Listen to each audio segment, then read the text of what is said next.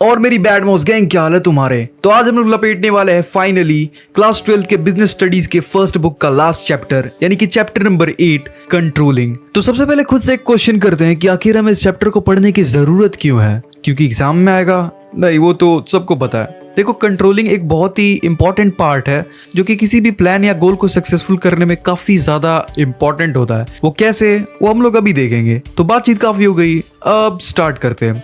Okay, तो सबसे पहले स्टार्ट करते हैं इंट्रोडक्शन से, यानी कि मीनिंग से। आखिर कंट्रोलिंग होता क्या है? देखो, कंट्रोलिंग का बहुत ही सिंपल मतलब है चेक करते रहना कि सब कुछ प्लान के अकॉर्डिंग चल रहा है कि नहीं। बिल्कुल आसान भाषा में बोलूं तो जो प्लान करा था एंड जो एक्चुअली में भी हो रहा है रियलिटी में, उन दोनों को कंपेयर करके देखना क्या चीजें प्लान के मुताबिक नहीं चल रही हैं, एंड अगर कुछ गड़बड़ है तो उसे फिक्स करना। जैसे कि डोरेमोन नोबिता का होमवर्क चेक करता है कि शाम को हम लोग जा रहे हैं गैलेक्सी एक्सप्रेस वाली ट्रेन में, तो इसने होमवर्क करा कि नहीं, क्योंकि प्लान के मुताबिक इसको होमवर्क करना था। पर ये तो है भाई भंडा आदमी, ये तो सो गया बिना होमवर्क करे हुए। ओके, तो नेक्स्ट टॉपिक है इंपॉर्टेंस ऑफ कंट्रोलिंग। इसके बहुत सारे इंपॉर्टेंस है, बट हम सिर्फ 3 देखेंगे। तुम्हें पता ही होगा, कचरा नहीं भरना दिमाग में।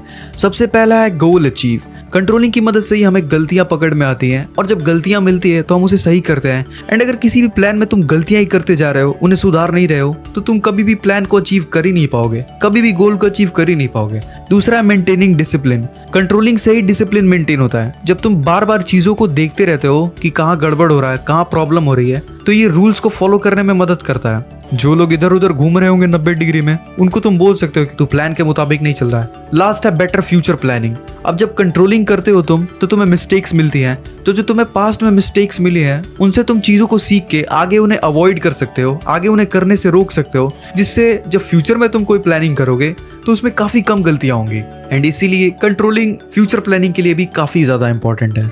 ओके, तो नेक्स्ट है कंट्रोलिंग प्रोसेसेस। आखिर कंट्रोलिंग करते कैसे हैं? तो सबसे पहला है सेटिंग स्टैंडर्ड। देखो, अगर मैं आसान भाषा में बताऊं तो कंट्रोलिंग का मतलब ही होता है कि कोई भी चीज रैंडमली नहीं होगी।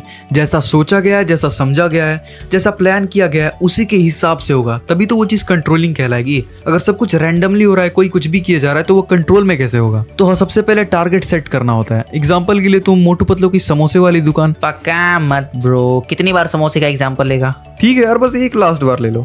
देखो, कंट्रोलिंग का मतलब ये है कि अगर तुम समोसे की दुकान खोल रहे हो तो तुम्हें 1 घंटे में 10 समोसे तो बनाने ही है। ठीक है, ये है कंट्रोलिंग। एंड अगर तुम कभी 15 बना रहे हो, कभी 5 बना रहे हो, तो यहाँ पे कंट्रोलिंग नहीं होगी। कंट्रोलिंग का मतलब है कि जो चीज फिक्स करी गई है, जो चीज पहले से सोची गई है, वो होना चाहिए। दूसरा है मेजरिंग परफॉर्मेंस, यानी कि एक्चुअल रिजल्ट्स को चेक करना। जैसे कि अगर 1 घंटे में 10 समोसे बनाने की प्लानिंग करी गई थी, तो कंट्रोलिंग में तुम उसे चेक करोगे कि आखिर बने कितने। एंड थर्ड है कंपेयरिंग, स्टैंडर्ड वर्सेस एक्चुअल, यानी कि जो सोचा था और जो एक्चुअली में हुआ उसको कंपेयर करना कि आखिर कितने का डिफरेंस रहेगा, कितनी गलतियां हो गई। जैसे कि 10 समोसे बनाने का स्टैंडर्ड सेट करा था कि 1 घंटे में 10 समोसे बनाने हैं, पर बने 7, यानी कि गैप है समोसों के बीच में, और गैप कितना रह गया वो देखना। एंड लास्ट है टेकिंग करेक्टिव एक्शंस, यानी कि प्रॉब्लम को फिक्स करने वाले एक्शंस लेना। जैसे कि स्पीड इंप्रूव करना। अब तुम्हारे 10 समोसे 1 घंटे में अगर नहीं बन पा रहे हैं, तो तुम इसे फिक्स कैसे कर सकते हो? कोई नए समोसे बनाने वाले भैया को ले आओ, या फिर हेल्पर्स को और बढ़ा दो।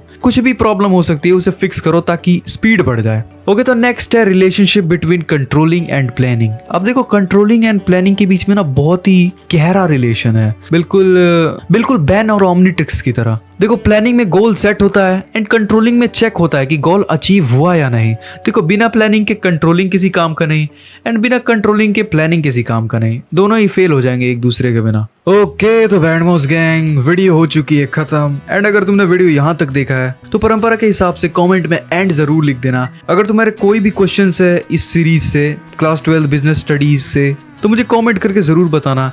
एंड अगर अभी तक तुमने चैनल सब्सक्राइब नहीं किया तो क्या कर रहे हो यार, अभी चैनल को सब्सक्राइब करो एंड जुड़ जाओ बैड मॉस गैंग में। सब्सक्राइब।